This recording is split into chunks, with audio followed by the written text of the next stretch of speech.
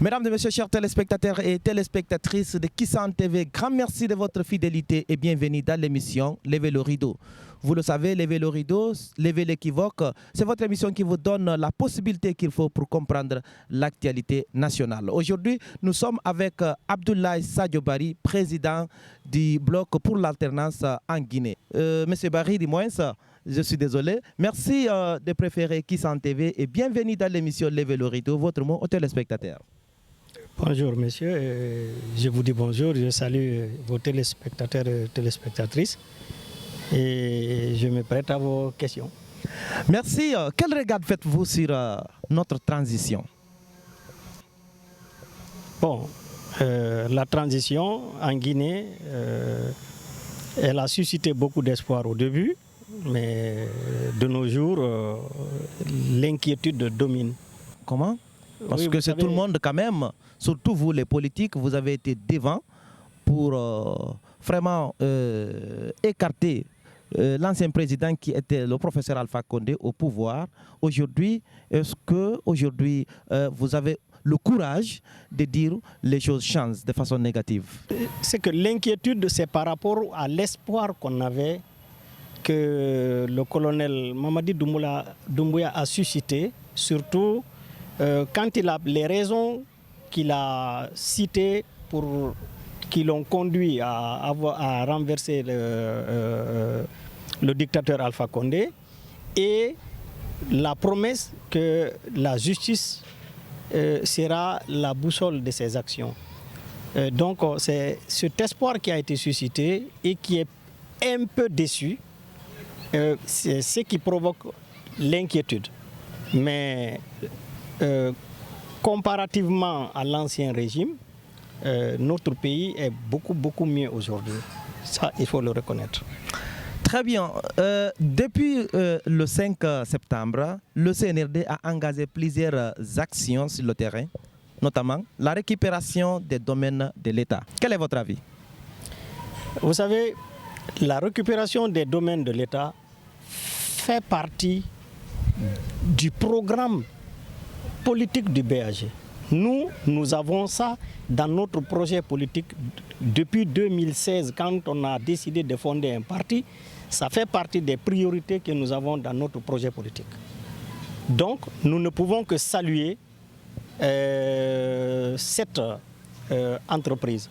Seulement, lorsque les choses ne se font pas dans l'équité, dans la justice, là, ça pose problème. Oui, mais un domaine de l'État, c'est toujours un domaine de l'État. Naturellement, un domaine de l'État, c'est un domaine de l'État, mais il y a la forme. Quand on veut récupérer les domaines de l'État, normalement, écoutez, quand quelqu'un occupe un domaine, qui est responsable du fait qu'un domaine de l'État a été occupé par un particulier? Qui est responsable? Mais c'est l'État, parce que c'est l'État qui donne les documents qu'il faut. Non seulement c'est l'État, les cadres à des particuliers, ça c'est un. Deuxièmement, l'État ne devrait pas fermer les yeux et voir les particuliers, les personnes occuper des domaines qu'elles ne doivent pas occuper, construire là-bas, y investir leur vie. L'État ne doit pas laisser faire ça. Quand l'État laisse faire ce genre de choses, pour venir récupérer ce genre de domaine, il faut faire attention et faire des formes, donner des délais et utiliser des manières qui sont plus ou moins humaines aussi, parce que généralement, on vient s'en prendre à des familles qui sont déjà établies, qui sont installées depuis très longtemps. Donc il faut faire un peu attention, il ne faut jamais perdre du côté humain, parce que l'État, au final, c'est qui? L'État, c'est qui ici? C'est le peuple. Oui. Eh bien, quand on martyrise le peuple, on fait souffrir le peuple au nom de l'État, c'est absurde. Monsieur Barry, dites-moi, est-ce que c'est raisonnable? Est-ce que c'est raisonnable, je le dis bien, d'occuper un domaine pendant que vous êtes dans l'administration? Je parle de vos collègues politiciens. Monsieur Cellou Dalein Diallo, président de l'IFDZ, mais aussi Sidi Touré et tant d'autres. Est-ce qu'au moment de leur fonction, c'est difficile d'avoir les dossiers qu'il faut pour avoir un domaine de l'État? Non, vous savez, quand on est tout le monde sait comment les choses marchent ici en Guinée. Quand vous êtes aux affaires, l'État c'est vous. Donc vous pouvez faire ce que vous voulez, vous pouvez avoir ce que vous voulez. n'est-ce pas? Ouais. Dans ce cas-là, il faut faire attention. Parce que, écoutez, c'est un peu difficile. Il y a des gens, moi, ma façon de voir les choses peut être différente de la façon dont beaucoup de Guinéens peuvent voir. Parce que moi, j'ai vécu, quand j'ai fini mes études à l'extérieur, j'ai vécu à l'extérieur dans un pays européen pendant 30 ans. Et de là où moi j'ai fait mes études, et que j'ai connu aussi ma carrière en tant qu'ingénieur, là-bas, si vous êtes membre du gouvernement, quand l'État vend un bien, vous qui êtes membre du gouvernement, vos familles directes ne peuvent pas postuler. Les agents de l'État qui vendent les domaines. D'ailleurs, c'est l'argument du CNRD. Oui, et là, c'est tout à fait raison. Sur ce point, ils ont tout à fait raison. Seulement, le CNRD a raté sa vocation de justicier national lorsque ils viennent de manière très partisane, ils essaient de donner tout de suite des domaines par décret à la famille de Sékou Touré et en même temps ils s'en prennent aux autres. Bon, la liste qui a été sortie, les domaines qu'ils ont voulu récupérer, la famille de Sékou Touré, la famille de Saïfoulaye, les deux ont été mis de côté. Et pour quelle raison? Eux, ils sont supérieurs à l'État guinéen. Saïfoulaye, il est supérieur à l'État guinéen. Sékou Touré, il était plus que l'État guinéen. Non, s'ils veulent lancer un document généralisé pour dire que tous les domaines là, c'est les domaines de l'État, on met tout le monde en demeure de quitter. Maintenant, les gens n'ont qu'à venir justifier. Ils ne devraient pas enlever la famille de Sékou Touré ni la famille de Saïfoulaye. Vous comprenez? Très bien. Il y a de cela quelques semaines que le CNRD a fait un appel de vente des véhicules aux enchères. Pensez-vous qu'après encore le CNRD, il y aurait d'autres récupérations des domaines de l'État? Voilà, c'est là où moi j'appelle le CNRD à faire attention. Ce qu'ils font aujourd'hui, ils doivent montrer qu'ils agissent dans l'esprit de l'État et dans la justice. Donc, traiter tout le monde au même pied d'égalité. Mais quand ils font de la sélection, c'est que c'est raté. Ils n'ont qu'à s'attendre que si eux, ils quittent, certaines choses qu'ils font maintenant, ça va être remis en cause. Mais s'ils ne font pas de la sélection, ils agissent dans la justice, nous nous battrons pour que ce que eux ils ont fait, cela ne puisse plus être remis en cause. Est-ce que vous avez un regard sur le CNRD en question? Oui, vous savez, dans le passé, moi, au début, moi-même, j'avais pris la défense du CNRD quand les gens demandaient coûte que coûte de connaître l'identité de tous les membres du CNRD. Moi-même, je disais, bon, ce sont des forces spéciales. On n'est pas forcément obligé de connaître tous les acteurs, mais on doit juste apprécier ce qu'ils font. Parce qu'ils étaient en train de mettre les choses en place. Mais dès lors que les actions qu'ils posent commencent à être appréciées de diverses manières, et eux-mêmes, malheureusement, fort malheureusement, les actions, les nominations, les décrets, vraiment les actes que pose le CNRD ont pris une coloration fortement ethnique. Là, ça devient mauvais. Donc vous pensez que cela est un échec pour le CNRD? Là, sur ce point, ils n'ont pas encore échoué. Ils peuvent tout rectifier. Okay. Vous comprenez? Vous savez, il y a un problème. C'est très difficile. Ce sont des jeunes de bonne volonté. Ils ont pris le pouvoir, peut-être parce qu'ils ont voulu empêcher une catastrophe, ou bien parce qu'ils ont voulu sauver leur propre peau, peu importe. Mais au début, on ne peut pas nier que l'intention était bonne. Il y a une erreur que les Guinéens eux-mêmes commettent. Quand quelqu'un vient au pouvoir, on l'acclame, on l'applaudit, et tout de suite, la personne est élevée au rang de Dieu. Elle peut faire ce qu'elle veut, personne ne lui demande des comptes, on attend que la personne décide. En tout cas, nous sommes impressionnés parce que vous, les politiques, vous avez applaudi pour le CNRD. Certaines de vos collègues ont soutenu le CNRD. Et aujourd'hui, les mêmes personnes encore se retournent contre ces actions. Non, attention. Nous, on a soutenu le CNRD. Moi, personnellement, mon parti, nous soutenons, nous avons apprécié l'acte que pose le CNRD en renversant le régime dictatorial et dangereux d'Alpha Condé. Nous les soutenons et nous voulons encore les soutenir. Encore, maintenant. Seulement, les actes qu'ils posent, nous les apprécions et le soutien qu'on leur apporte dépendront finalement des actes qu'ils posent. Vous comprenez? Et si vous prenez l'essentiel, les objectifs qu'ils visent, Oui. c'est-à-dire selon par exemple la récupération des domaines de l'État, ça c'est louable naturellement. Mais quand ils le font dans la sélectivité, là ça devient mauvais. Est-ce qu'à date il y a une entente entre vous, la classe politique, et le CNRD? Il n'y a pas de mésentente, à mon avis. Seulement, les partis politiques ont demandé... Qu'est-ce que vous réclamez alors? Les partis politiques ont réclamé un cadre de dialogue. Pour le moment, auquel le CNRD n'a pas répondu. Bon, mais excusez-moi, comment est-ce que le CNRD va dialoguer avec vous pendant que vous-même, la classe politique, vous êtes divisé? Attention, faites attention. Une classe politique est toujours multicolore. Une classe politique, on ne peut pas s'attendre dans aucun pays au monde que la classe politique s'entende sur un même programme. Chaque parti a son programme. Il y a des principes par rapport auxquels nous devons marcher. Nous n'avons pas, si on était tous d'accord sur les mêmes choses, sur les mêmes façons de voir les choses, on allait être un seul parti politique. On a plusieurs partis politiques. Naturellement, c'est le multipartisme en Guinée.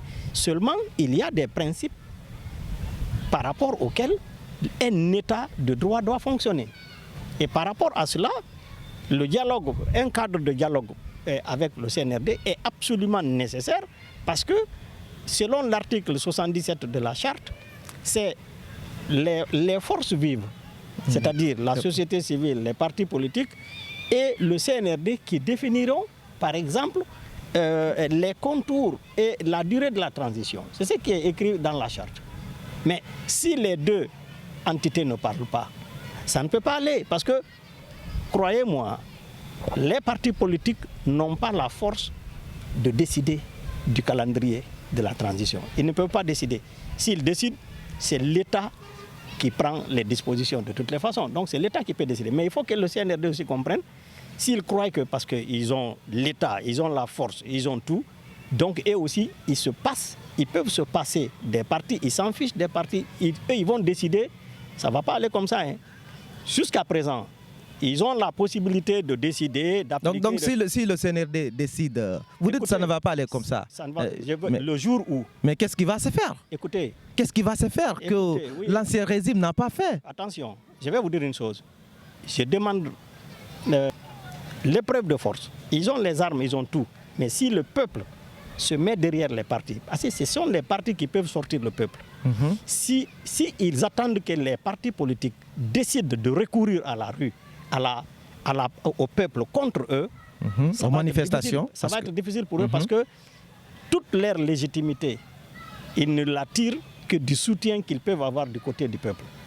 Et s'ils continuent à refuser un cadre de dialogue qui permet de la compréhension et que ensemble on essaie de se donner des idées, de se comprendre pour que la transition aille de manière paisible et ordonnée, jusqu'à ce qu'on en vienne, par exemple, à une épreuve de force entre le CNRD et les partis politiques, ça va être mauvais. Pourquoi?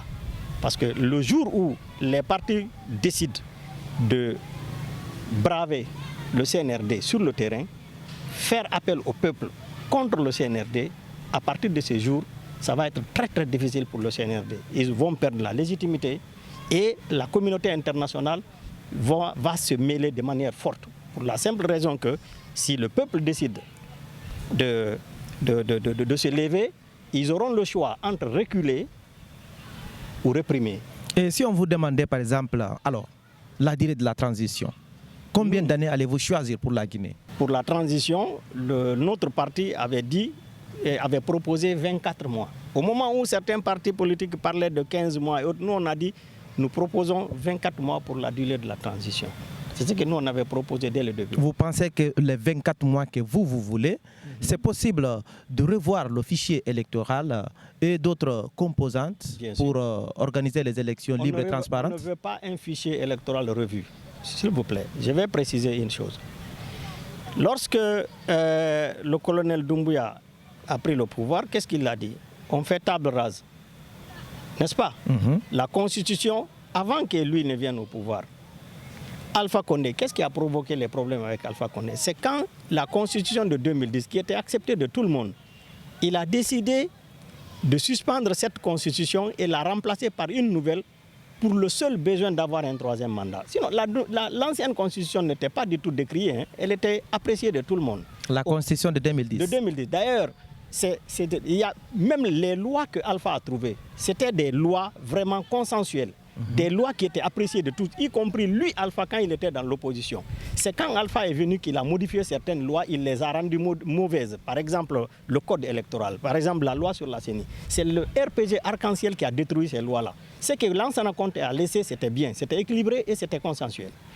Maintenant, malgré que la constitution de 2010 était une constitution consensuelle, ils ont dit table rase, non? On va recommencer la constitution, c'est ce qu'ils ont dit, non? Et pourquoi on doit réviser le fichier électoral? Non, le fichier électoral, c'est ce qu'on a eu de plus mauvais et de plus controversé en Guinée. C'est la source de tous les conflits qu'on a aujourd'hui dans le domaine politique. Eh bien, beaucoup de personnes ont perdu la vue par rapport à tout ça.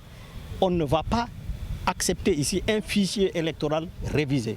On doit faire des recensements. Par exemple, si on vous demandait quelle serait la priorité du CNRD, qu'est-ce que vous alliez dire? Un recensement national exhaustif qui ne sera pas seulement axé sur la question électorale. Vous savez, un peuple, un pays ne peut pas, les projets de développement dans un pays, on ne peut pas les concevoir si on ne connaît pas c'est-à-dire la population, on ne connaît pas réellement le nombre de la population et selon les régions et selon les lieux d'habitation. Il faut connaître ça pour concevoir une politique de développement. Donc, moi j'aimerais qu'il y ait un recensement exhaustif de la population guinéenne et numérisé. Quand il y a ce recensement, à partir de ce recensement général, on essaie de tirer un fichier électoral, c'est-à-dire tous ceux qui ont 18 ans peuvent être automatiquement transférés sur une liste, c'est-à-dire sur un fichier spécial. Cela peut se faire même par un tableau Excel. On est de tous ceux qui ont l'âge supérieur ou égal à 18 ans, mettez-les dans il faut mais sortir ça sur un tableau. Ça va sortir. Vous comprenez? Donc le fichier électoral, on le connaît automatiquement quand la population est bien recensée. Et là, la révision se fait conformément à la loi et ce que la Constitution stipulerait, par exemple, 2 fois dans l'année, on fait une révision, ou bien on passe directement par l'état civil, le nombre, les naissances, les décès, on essaie d'actualiser tout et chaque fois qu'on a besoin d'une élection, on tire le fichier électoral. Très bien. Là, il n'y aura pas de problème.